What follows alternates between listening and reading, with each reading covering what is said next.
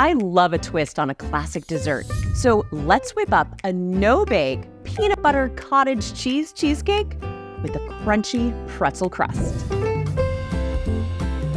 Let's talk about our star ingredients, peanuts and peanut butter. Ever notice how these guys keep you feeling satisfied for longer? That's because they're packed with protein and healthy fats.